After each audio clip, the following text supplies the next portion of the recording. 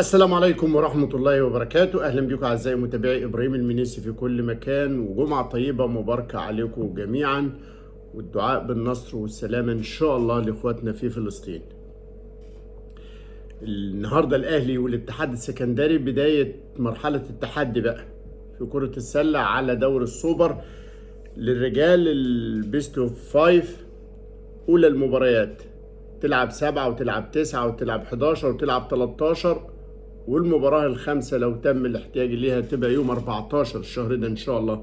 طاقم حكام أجنبي من لاتفيا. الاتحاد المصري لكرة السلة بعد الاعتراضات الكتيرة والجدل الكتير اللي أثير على التحكيم في الفترة اللي فاتت جاب طاقم أجنبي لإدارة هذه المباريات. كل التوفيق إن شاء الله والتركيز للاعيبة النادي الأهلي لإحراز لقب البطولة إن شاء الله. المباراة الساعة 8 مساء. في الساعة 9 النهاردة مباراة كرة القدم المنتخب الأولمبي مع كوت ديفوار في بداية تحضيرات المنتخب الأولمبي لدورة باريس الأولمبية. أتمنى إن المنتخب ياخد جزء من الاهتمام والناس تبدأ تحطه في دايرة الأضواء والاهتمام شوية إن شاء الله للفترة اللي جاية. امبارح المنتخب الوطني فاز وحقق فوز مهم جدا على بوركينا فاسو، رفع رصيده ل9 نقاط، العلامة الكاملة حتى الآن، وده شيء كويس قوي. بيتصدر هذه المجموعة، والسبت إن شاء الله تعالى هيسافر على طول إلى غينيا الاستوائية للقاء فريقها الساعة 7 مساء يوم الاثنين بإذن الله. إن شاء الله تعالى منتخبنا يقدر يحقق نتيجة جيدة في غينيا الاستوائية، يكسب، يبقى أنت خلاص بتتكلم في 12 نقطة، واللي حصلني يبقى يندهلي بقى، يبقى الأهلي أو المنتخب عفوا مقرب كتير من الوصول لأمريكا 2026 إن شاء الله. فوز امبارح كان له أكتر من مكسب كويس، لكن أقف عند حاجتين 3 من الظواهر بتاعته. زعل محمد الشناوي، أو عايزين نقول عتابه. كلامه كان واضح إنه يعني الناس انشغلت، بالذات الإخوة المحللين وفي الاستوديوهات، الناس انشغلت مين اللي هيلعب، مصطفى شوبير ولا محمد الشناوي. والراجل قال لك يعني ما حدش حتى افتكر يقول لي حمد لله على السلامة. طبعا يا شنو حمد لله على السلامة، والكل بيقول لك حمد لله على السلامة. وأتمنى على السادة المحللين والنجوم والمدربين اللي بيحللوا، خدوا بالكم من الظرف النفسي بتاع اللعيب الكبير وهو راجع من إصابة طويلة. إصابة محمد الشناوي من كأس الأمم الأفريقية في يناير، دي أول مباراة يلعبها امبارح، ففترة طويلة جدا كان فيها كتير من التعب والتأهيل والقلق والمشاكل وحاجات تفاصيل كتيرة قوي. الفترة دي سد الفراغ الكبير اللي كان سايبه الشناوي في مرمى الأهلي ومرمى المنتخب حارس واعد وكفء بقيمة مصطفى شوبير. ويمكن صراع الأجيال ده شيء طبيعي، إنه بيخلق نوع من الحتة النفسية شوية، إنه كل واحد خايف على مكانه، وده وضع طبيعي للإنسان. فما بالك بحارس بقيمة محمد الشناوي، بخبرة الشناوي، بتاريخ الشناوي، بطموحات الشناوي، لأنه بإذن الله تعالى محمد الشناوي هيكون أول حارس في تاريخ الكرة المصرية يلعب 2 كاس عالم. لعب روسيا وخد مان اوف ذا ماتش في ماتش الأوروجواي لو تفتكروا. وإن شاء الله تعالى منتخبنا يتأهل لأمريكا 2026 ويكون حارس المنتخب بإذن الله تعالى محمد الشناوي، ويبقى الأسطورة الوحيد اللي عمل في تاريخ حراس الكرة المصرية اللي لعب 2 كاس عالم. إن شاء الله تعالى شناوي أنت قدها وقدود، والناس كلها عندها ثقة فيك. مصطفى شوبير اللي سد هذا الفراغ، شيء كويس قوي للكرة المصرية إنك أنت النادي الأهلي يبقى عنده حارسين دوليين بهذه الكفاءة. الحارس الثالث حمزة علاء في المنتخب الأولمبي، فأنت عندك تطمينة كويسة قوي على عرين الأسد بقى الأحمر. إنما فكرة إنه الناس ما تستقبلش الشناوي بالحفاوة والسؤال والترحيب، ربما يكون الناس انشغلت طبعا مين اللي هيلعب ومين اللي هيديله حسام حسن الفرصة. فما تزعلش يا شنو، ومؤكد ان المسألة مش مقصودة. كان عايز اقول لك على حاجة، انت يكفيك كلمة الكابتن احمد شوبير. الكابتن احمد شوبير مش بس عشان حتى هو والد مصطفى اللي قدم مسوغات تعيينه حارسا لمرمى الاهلي والمنتخب بكفاءة وجدارة واستحقاق كاملين جدا جدا يعني، انما كمان احمد شوبير كحارس مرمى كبير سابق وكابتن منتخب مصر السابق قال لك اشنه المقامات محفوظه. لما اتقال ان الناس بتقارن مين يلعب ده ولا ده، قال له في ايه يا عم، المقامات محفوظه. فقيمه ومكانه ومقام الشناوي محفوظين جدا. الناس لاحظت امبارح انه يقول لك عنده بعض الهزه ويسال بجزء عن الهدف، لا ما يسالش بجزء عن الهدف، لكن الشناوي بقيمته في الظروف الطبيعيه يشيلها. بس خدوا بالكم حاجه، هو انتوا ليه لما اي فرود او اي لاعب في الملعب بيرجع بعد اصابه طويله الناس بتلتمس له العذر ولسه بيحط رجله ولسه بيستعيد الثقه ولسه والكلام ده، فما بالك بمركز اساسا مقوماته قايمه على الحساسيه والثقه شويه. فمن المؤكد انه ثقه الكابتن حسام حسن وجهازه في الشناوي خلته ياخد هذه الفرصه، ثقه زمايله فيه، ثقه هو في نفسه. انت بتتكلموا على ايه يا جماعه؟ ده محمد الشناوي برضه.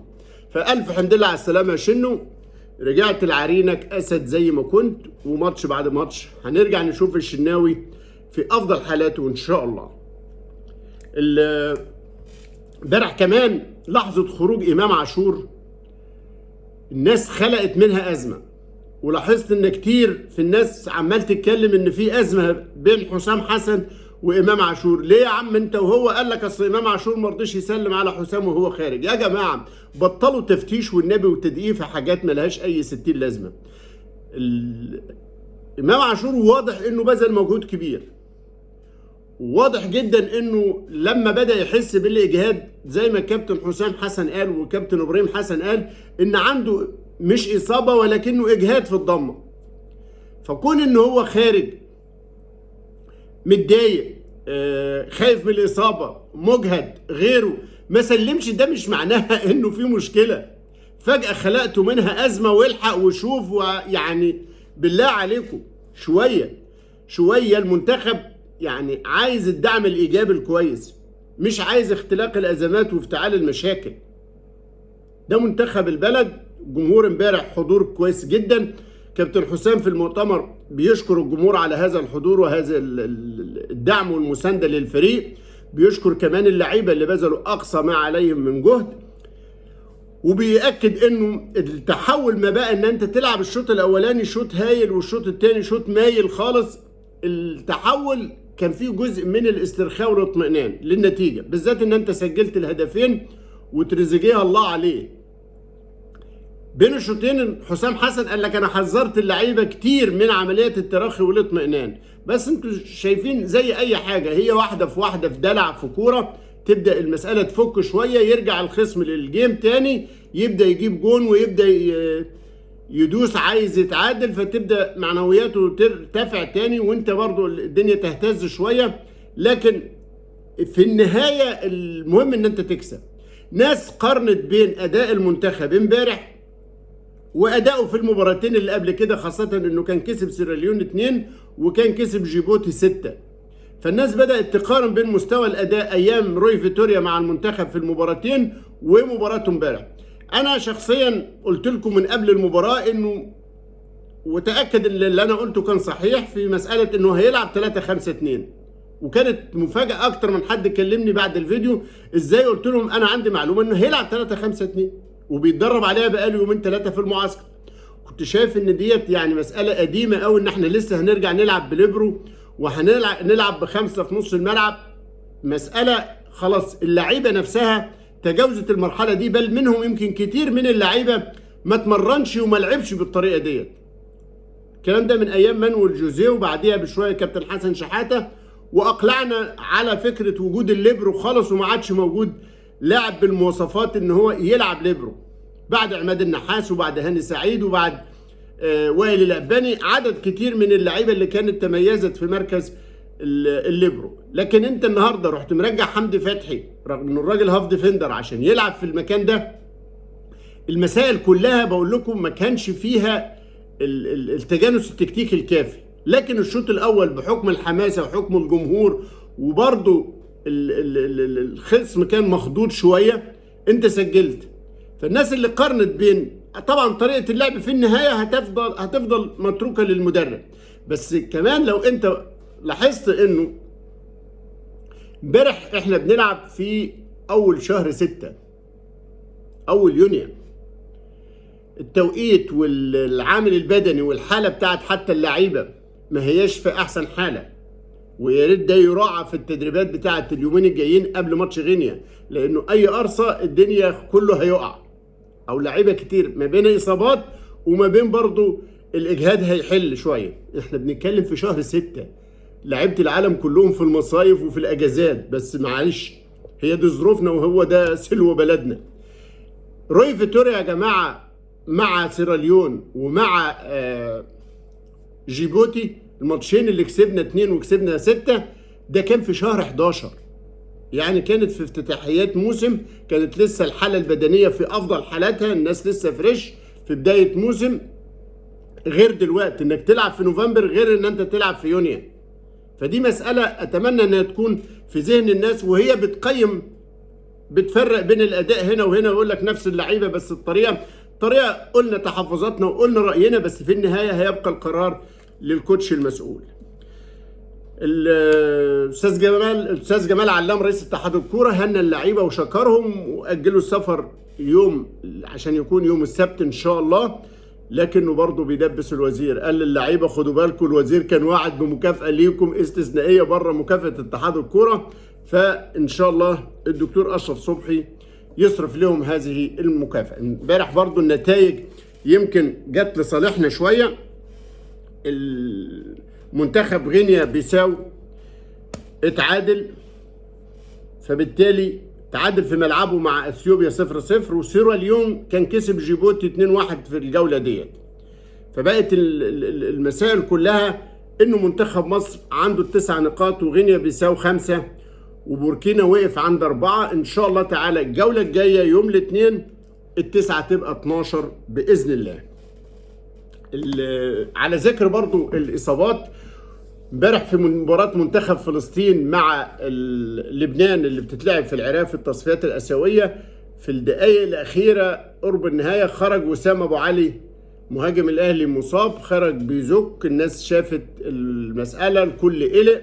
الجهاز الطبي للنادي الأهلي تواصل زي ما تواصل مع الدكتور محمد أبو العلا طبيب المنتخب الوطني هنا، واطمن على إنه إصابة إمام عاشور مجرد إجهاد في الضمة ومفيش حاجة مقلقة وهيسافر مع المنتخب لغينيا بيساو. اطمن من الجهاز الطبي للمنتخب فلسطين على حالة وسام أبو علي، بس كان المسألة الخبطة في الأنكل فيها تورم، النهاردة هيعمل أشعة وهيطمنوا إن شاء الله تعالى النادي الأهلي على نتيجة الأشعة اللي فيها بإذن الله. إن شاء الله تكون بسيطة لوسام أول مرة يلعب مع منتخب فلسطين، عملوا تعادل مهم جدا، اتأهل المنتخب الفلسطيني الحبيب إلى المرحلة النهائية في تصفيات كأس العالم وتأهل لكأس آسيا، فبنتمنى لهم يا رب كل التوفيق إن شاء الله. ده بالنسبة لوسام أبو علي، وفي انتظار الأشعة اللي هتتعمل له النهاردة في الدوحة ويطمن بإذن الله.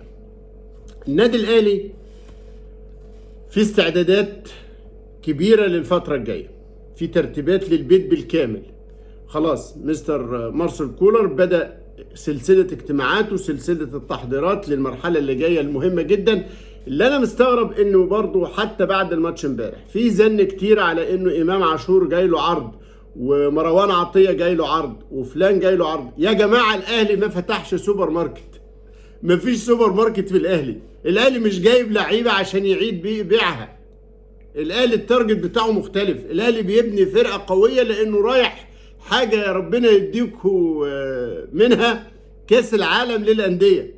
كاس العالم للأندية في أمريكا 2025 يونيو اللي جاي، يعني بعد السنة من دلوقتي بالظبط، راح يلعب في بطولة فيها 32 نادي في العالم، فمنافسة شرسة جدا وظهور عالمي مهم جدا. فالنادي الأهلي كل همه وكل تركيزه بناء فريق محترم يليق بالأهلي وجمهوره.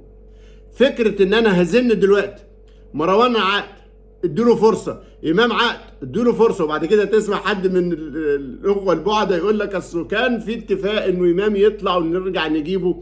هو انتوا فاكرين يعني المسائل سهلة؟ مفيش لعيب بيدخل النادي الاهلي عايز يمشي، واي لاعب جاي له عرض والنادي محتاجه، القرار بتاع النادي والقرار فني بالاساس.